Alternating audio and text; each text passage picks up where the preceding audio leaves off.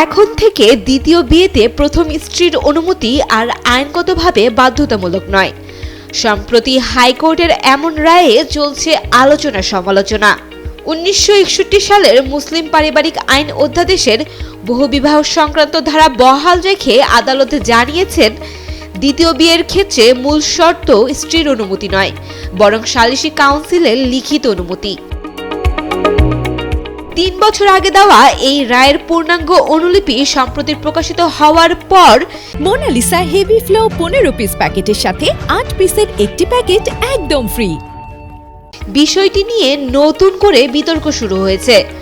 রায়ে বলা হয়েছে, বিদ্যমান স্ত্রী থাকা অবস্থায় দ্বিতীয় বিয়ের আবেদন করলে সালিসি কাউন্সিল বিবাহের কারণ ও প্রেক্ষাপট বিবেচনা করবে এবং বিয়েটিকে প্রয়োজনীয় ও ন্যায়সঙ্গত মনে হলেই অনুমতি দিতে পারবে। আইনে স্পষ্টভাবে উল্লেখ রয়েছে, কাউন্সিলের অনুমতি ছাড়া দ্বিতীয় বিয়ে করলে সংশ্লিষ্ট ব্যক্তিকে 1 বছর পর্যন্ত কারাদণ্ড বা জরিমানা ভোগ করতে হতে পারে।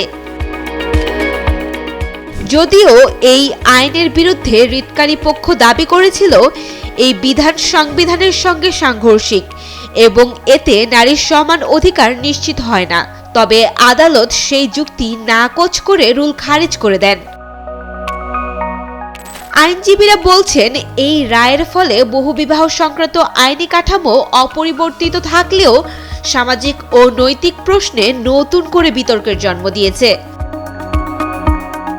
এদিকে হাইকোর্টের এ রায় ঘিরে সামাজিক যোগাযোগ মাধ্যমেও চলছে তীব্র আলোচনা সমালোচনা। কেউ কেউ ব্যঙ্গ করে বলছেন, এর ফলে 2050 সালের মধ্যে জনসংখ্যা 80 কোটিতে পৌঁছাতে পারে।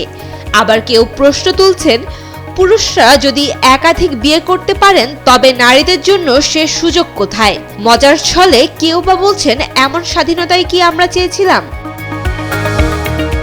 সব মিলিয়ে আইনি দিক থেকে বহুবিবাহের বিধান অপরিবর্তিত থাকলেও এই রায় নতুন করে বিতর্কের জন্ম দিয়েছে। এই বিতর্ক শুধু আদালতের এজলাসে নয়, ছড়িয়ে পড়েছে ঘর থেকে সোশ্যাল মিডিয়া পর্যন্ত। Sayema Akter, Daily Sun.